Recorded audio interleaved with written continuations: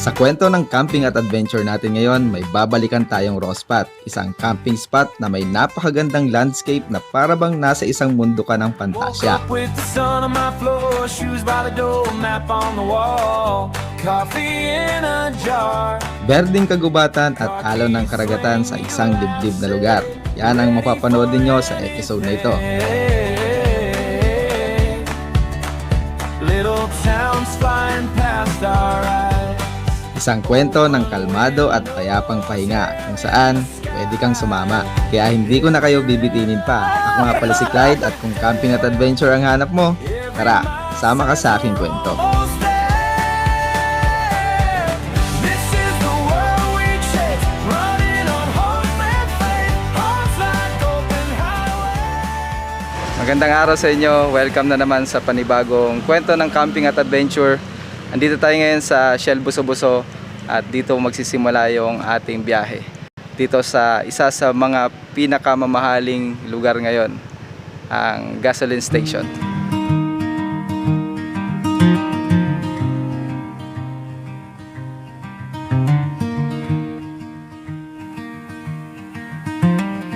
Bali dito sa Shell Buso-Buso may hinihintay lang tayong isang kasama. Tapos may isa pa tayong dadaanan along Infanta. Tapos didiretso na tayo sa ating magiging spot. At ang ating magiging spot ngayon o ang ating magiging destination ngayon ay sa General Lacar, Quezon. Ito ang pinakaunang invitational raw camping ko kasama ang mga content owners o campers. Na mas may papaliwanag ko yung context kapag tinapos niyo yung video na to. Pero bago yon, biyahe muna tayo.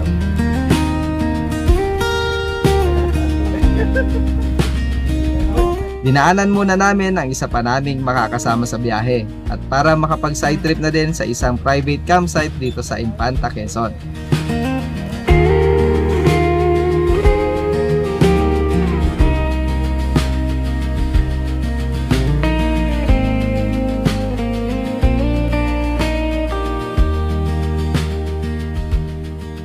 Dinaanan lang namin yung isa naming makakasama dito sa mabang campsite to, Camp Lema, dito sa Infanta.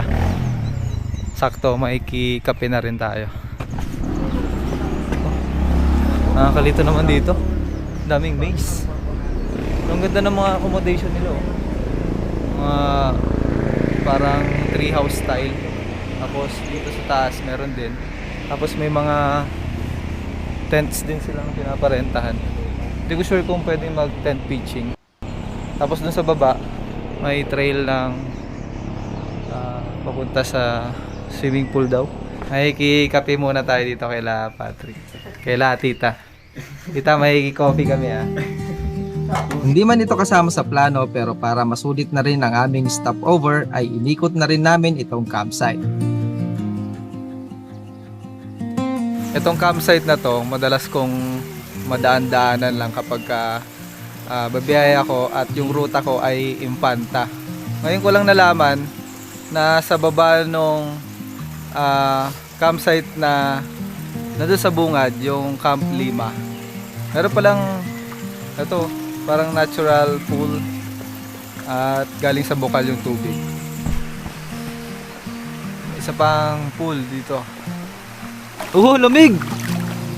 Magandang spot na to para pagkampingan pero sa ngayon hindi ito ang pakay ko dahil ang hinahanap ko sa biyahe natin ngayon ay raw spot. Tahimik, natural ang itsura, libre at mas malapit sa kalikasan.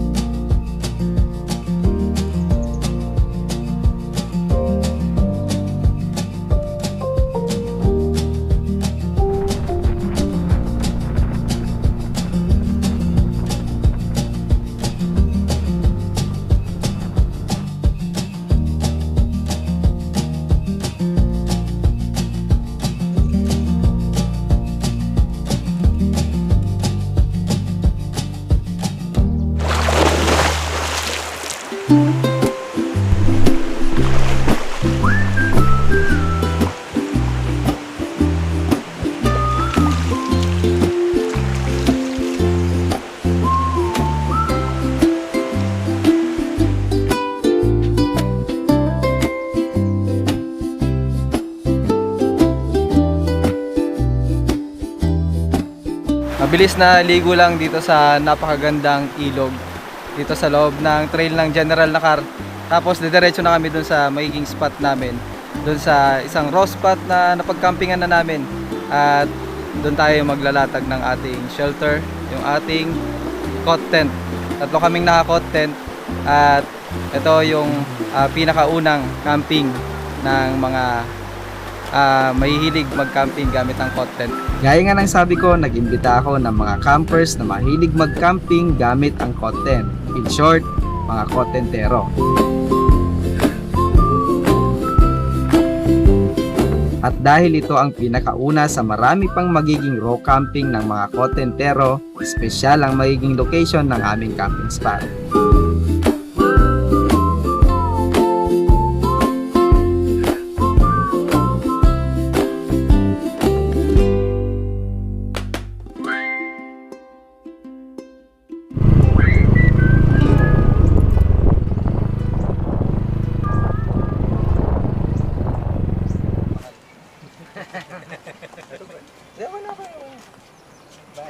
Senyales na summer na sa Pilipinas kapag bawat kanto ay may nagbebenta na ng halo-halo.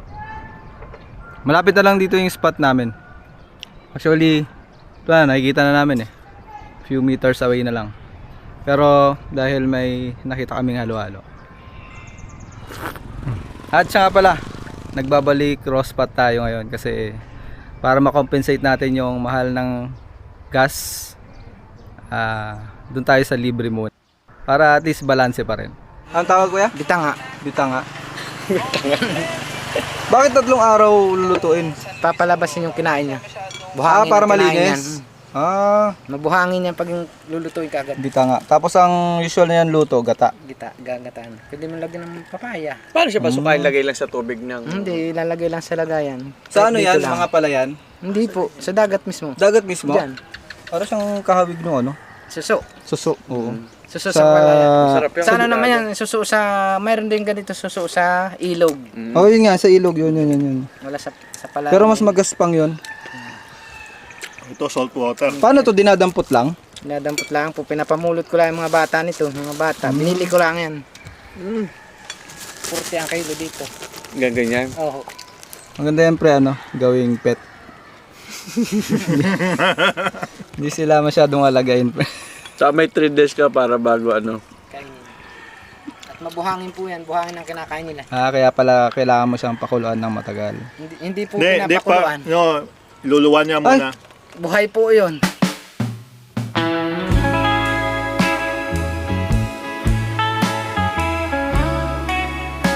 Ito ang magiging camping spot namin. Kakaibang camping grounds na malapit sa dagat at may magagandang rock formations.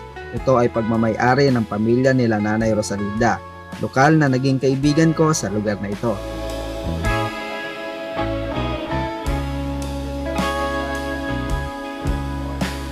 Andito na kami sa aming camping spot, isang raw spot dito sa General Nakar.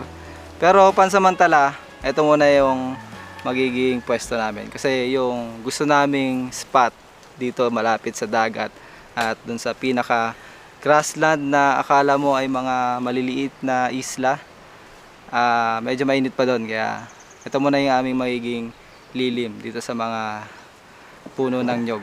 Magluluto lang naman kami ng aming lunch tapos konting siesta at pagka nawala na yung araw, lipat kami doon para mas maganda yung spot. Set up pala muna natin yung ating cut bed para meron tayong pahinga.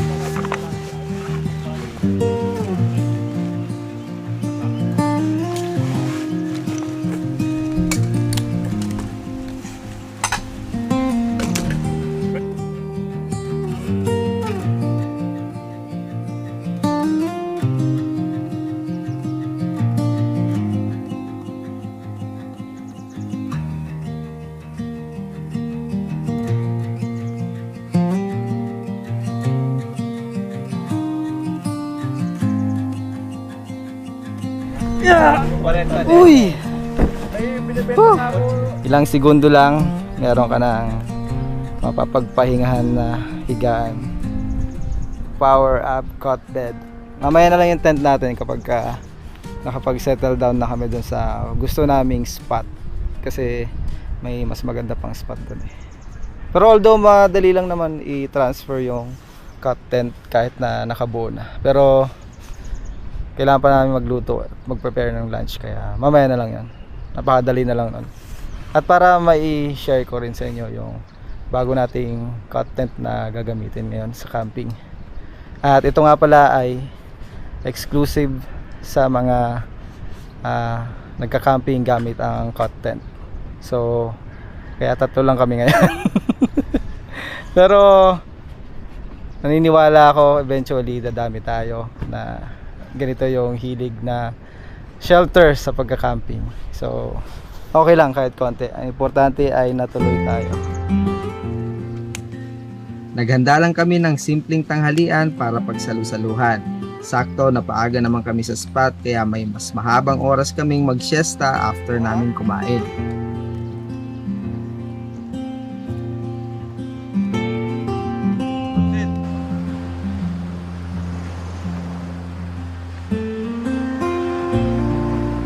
Para makabawi sa naging pagod namin sa aming naging biyahe ay nagpahinga muna kami sa mga kanya-kanya naming cot bed habang hinihintay na bumaba ng bahagya ang sikat ng araw.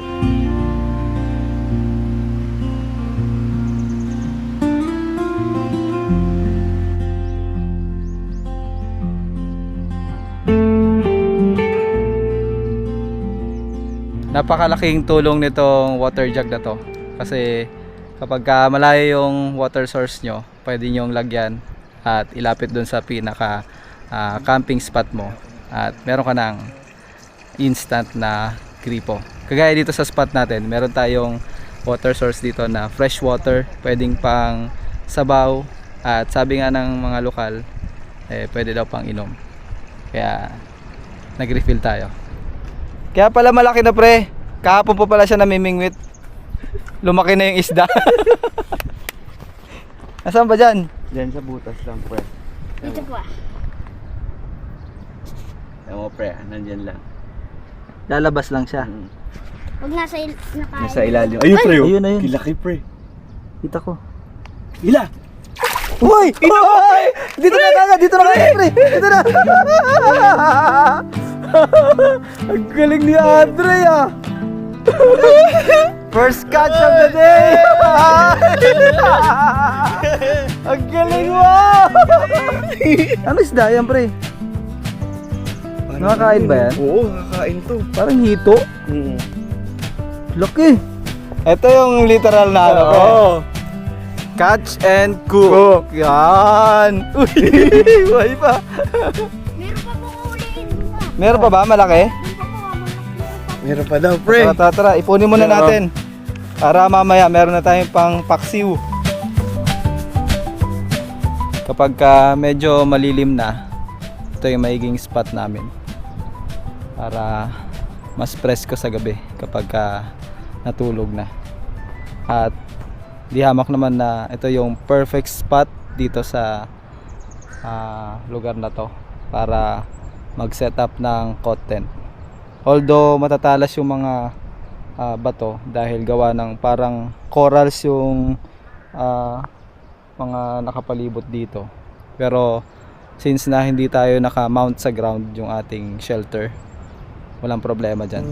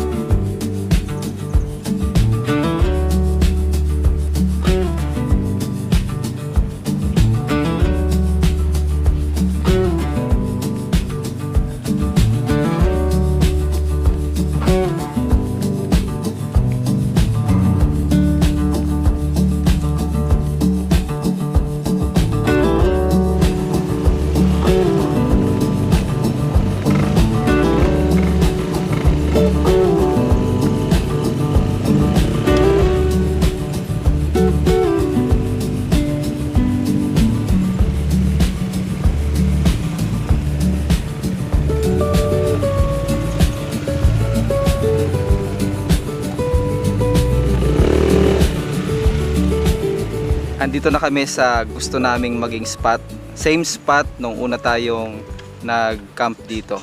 Pero this time, naka-cut tent camping setup tayo. At yung mga kasama din natin, si Frebby, si Patrick ay naka-cut tent.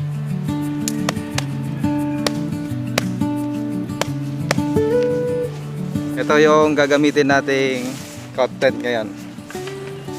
Gawa ni Montana Outdoors.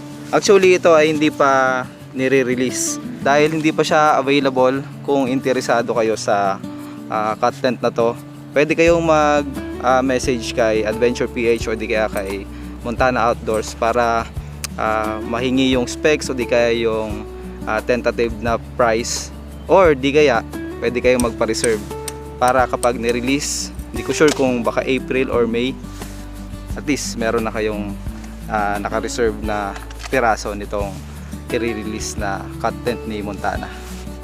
Setup natin kasi yung mga kasama natin halos patapos na mag-setup.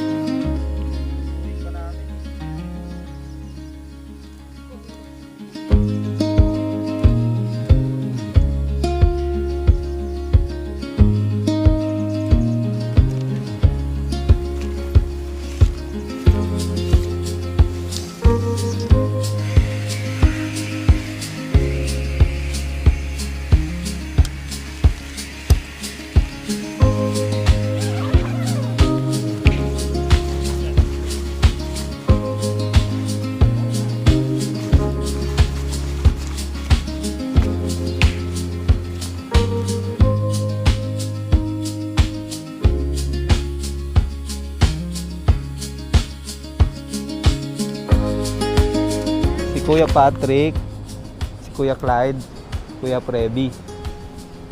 Frebby, Matangkad po siya. ba't ka daw matangkad, pre? May sekreto yan nung bata siya. Huwag mo nang gayahin. Tatalas ng mga bato, no? Hindi ka ba na Ito po matatalas susugat ah. dyan? Black po. Ito po ang mga isda. Ayun, lalim mo. Sumuta po din yung malaki. Gulong! Ang lalim mo. Dahan-dahan, baka mahulog ka. Hindi po. Sanay na po sa ganito. Wow. Malaki Lalim. po. Yung parang yung nahuli natin kanina. Opo. Mas malaki pa. Opo. Yung pagminsan nga po, nahuhuli ko ganito ah. Nahuli ko pagminsan. Makakaabot tayo doon. Opo. Tara. Sa breakwater. Ay, dyan ba? Lokal talaga dito, pre. Kahit yung mga batuan, alam niya yung kung saan dadaan eh. Yung nilalakaran namin na to, mga dead corals. Dapat yung kinukuha po namin ni Gunggulo nito po ah. Dapat medyo malalaki na, no? Opo. Ayun na, pre. Yun na yung malalim na Oh, parte. ito yung kibit po. Ganito po ang kibit ah. Saan? Ito po ah. Yung kibit na po yan. Yung po ang kibit. K-bit. K-bit.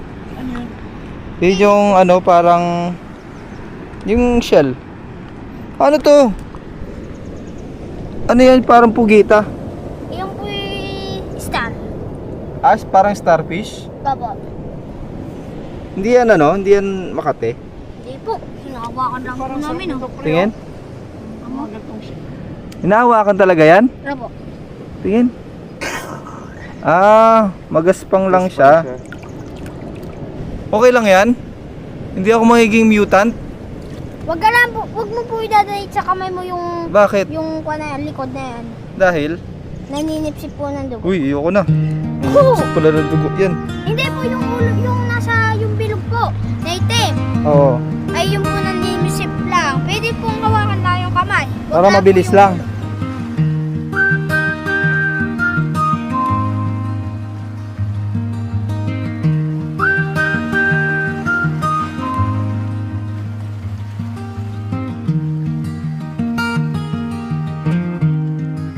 Dito na tayo, pre, sa end of the line.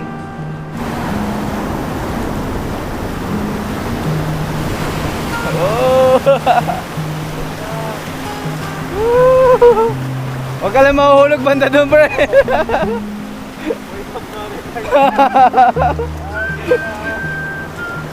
Mamaalam ka na, pre, pag nahulog ka dyan. Hanggang saan yung tubig dito umabot? Pagkatuwa po sa amin. Hindi. Yung uwan ko. Pag walang bagyo, yung normal lang. Ay, ang tiyala ko. Eh, ito lang. Opo. Ah. Wow! Kung nagtataka kayo kung paano namin nauubos ang aming oras sa Rospat nang walang malakas na tugtugan at alak, ganito yon. Dino.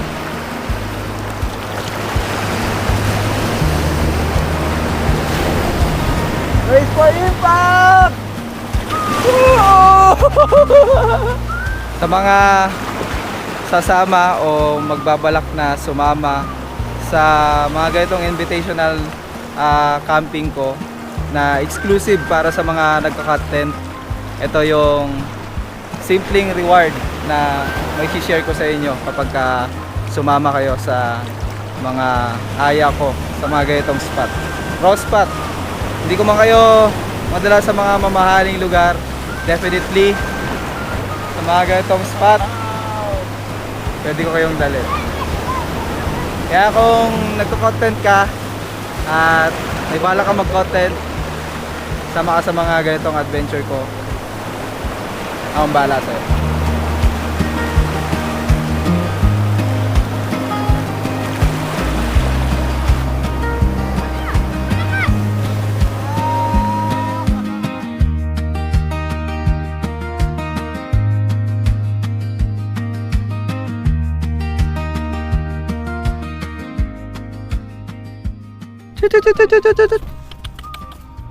Ito yung aming guard dog na napakakulit. Si Bruno. Bruno, wala kang content. Saan ka matutulog? Bruno?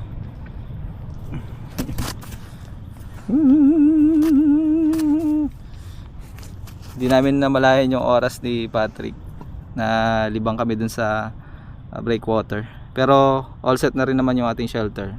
Tapos magre-ready na tayo ng dinner natin, yung ating magiging share dun sa hapunan.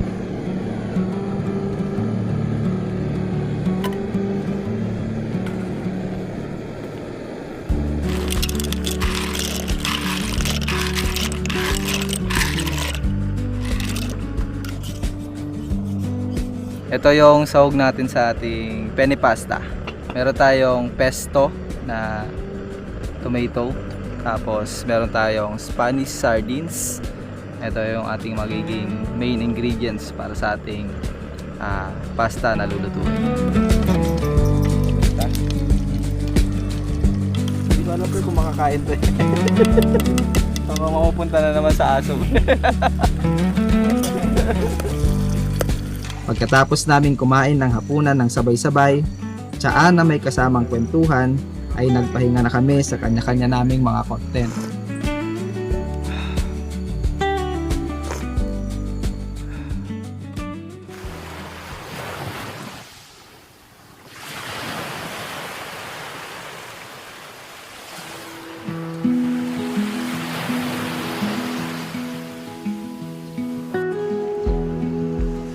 Ito yung lagi kong nilulook forward sa mga raw camping. Yung maaga kang gigising sa umaga kung saan nagpapahinga pa ang lahat, tahimik pa yung paligid at ang tanging aligagalang sa pagtunog ay ang mga ibon, puno, hangin at yung mga tunog ng tubig sa paligid mo.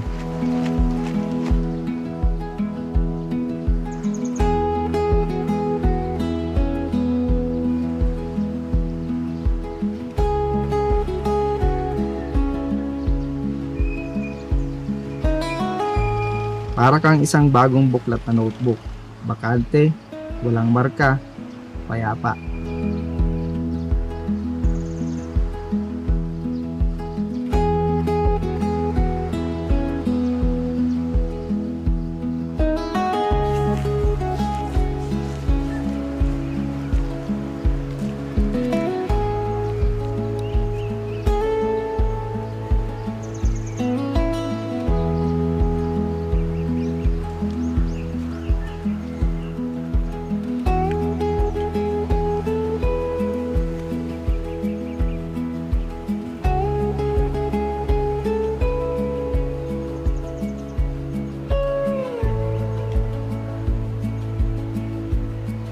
Tatlo lang kami natuloy dito sa rock camping na to, kasama yung mga nagko-content. Pero yes, gaya nga nasabi ko dun sa group chat, may sumama man na isa, okay na sa akin yun.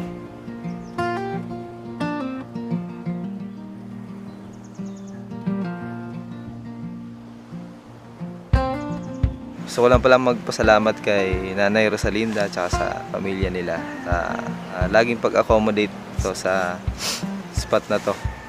Ito kasi ay napag-campingan na natin dati. At dumadalo tayo sa kanila paminsan-minsan kapag nagagawi tayo dito ng general lahat. Napakasarap lang sa pakiramdam na lagi tayong welcome sa kanilang lugar. Especially dito sa spot na to. Tagal ko nang gustong bumalik dito at mag-camping. Buti at nagkaroon ng pagkakataon. Ngayon, sa ginawa kong mini invitational event para sa mga campers na mahilig mag-camping gamit ang content. Yun kasi yung objective ko sa pag-invite sa ganitong camping. Ang dumami yung community ng nagka-content kasi gusto kong mapa-experience din sa kanila yung comfort ng isang content at syempre yung experience din sa mga raw spot na mga napuntahan ko na. Yun lang naman yung maliit na bagay na maibibigay ko as a reward para dun sa mga sasama sa ganitong klaseng camping. Ito ay kung hindi man isang beses sa isang buwan kong gagawin, baka dalawa. Ito ay ipopost ko naman lagi sa aking Facebook o di kaya magsasabi ako ahead of time para mas marami pang makasama sa mga ganitong klaseng camping.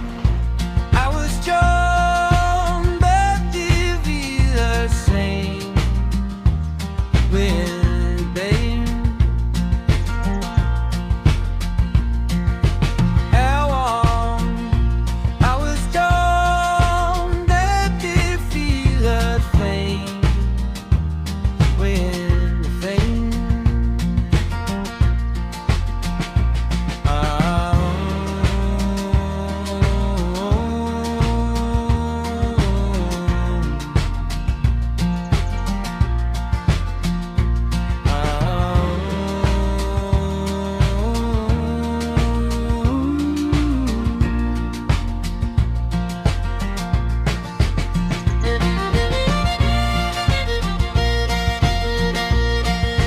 Ikaw kumain ng hopya ko, no? Kumain ng hopya. Pasikat. Pasikat.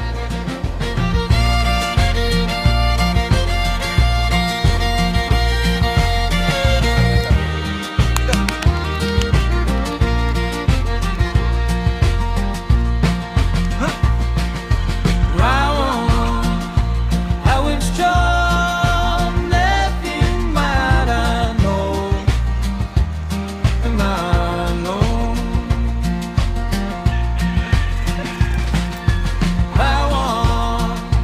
I was strong, make me feel it warm, and I don't.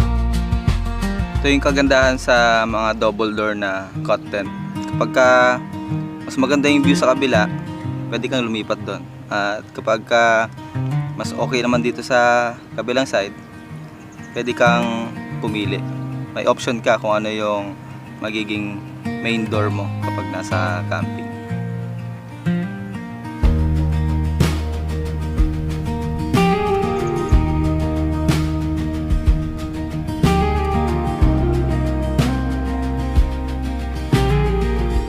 Ilipat ko na dito yung content ko at dito ko na siya ililigpit kasi yun dun sa spot namin medyo mainit na, kaya buti na lang itong ating content ay napaka lightweight, madaling buhatin at madaling ilipat ng pwesto kung sakasakaling kinakailangan. Pagkatapos makapagkape at tinapay para sa aming almusal ay nagpaalam na kami kila Nanay Rosalinda para mapuntahan pa namin ang isang waterfalls dito sa General Nakap. Maga kami alis na ya.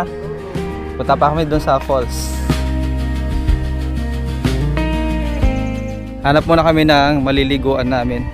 It's either ilog uli or baka may falls kaming madaanan para sulit yung biyahe at para price ko na rin pauwi. Ay nga pala, gusto kong magpasalamat dito sa aking riding jersey gawa ni Clap Moto. Ito ay available sa kanilang shop. Mag-message lang kayo sa kanilang Facebook page.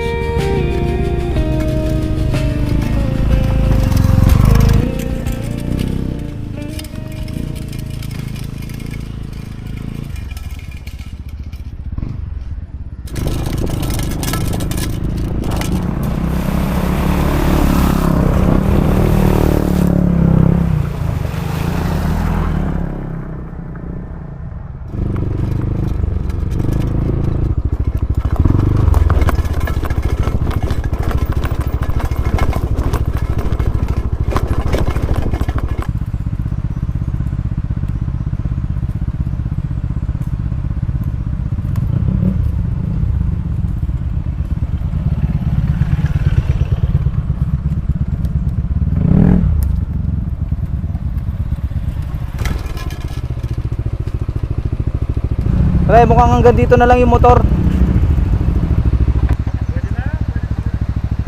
Oo, pwede na yan. Doon naman tinaw na rin natin eh. Iwan na natin yung motor. Simple. Mukhang doon pa eh.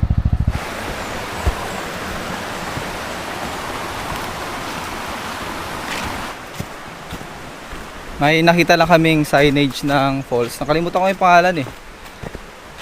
Ito muna yung ating pinaka side trip bago tayo umuwi para presko na din at makapag lublob o di kaya kung may malalim doon na talunan pwede, pero definitely maliligo tayo sa falls.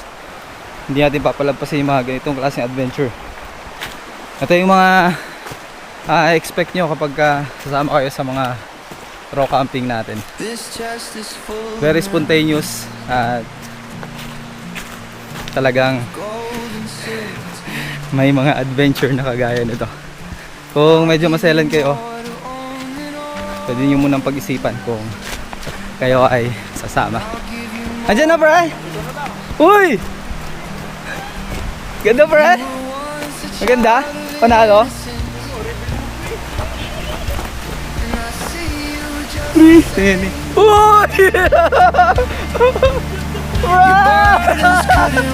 Solid! Gogi ko, ganda! Look at that! You're always on the run.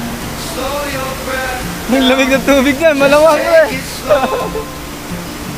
Find your heart. Oh!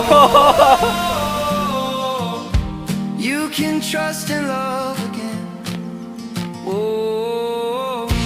Slow your breath down. Dalawa yung level ng falls. Itong nandito sa baba, tapos meron pa doon sa taas. Yun nga lang, yung paakyat doon ay kailangan able at malakas ka kasi wala talaga isang hagdan. Dito lang sa mismong gilid, yan yung akyatan niya. Pero dito pa lang sa baba, solve ka na. Kaya susubukan natin yung boldness ng tubig. Yahoo! I'll take you back 1,000 times again. And I'll take you as my own. I would sing you songs of innocence till the light of morning comes, till the rays of gold and honey cover you in the sweetness of the dawn. But you're always on the run. Oh, nice! You're not alone. Just take it slow. Marami pa tayong raw camping na gagawin. Marami pa tayong magagandang spot na mapupuntahan at alam kong marami pa tayong mga makakasama sa ating paglalakbay. Kaya kung ganitong klaseng trip din ang gusto mo, tara, sama ka sa aking kwento.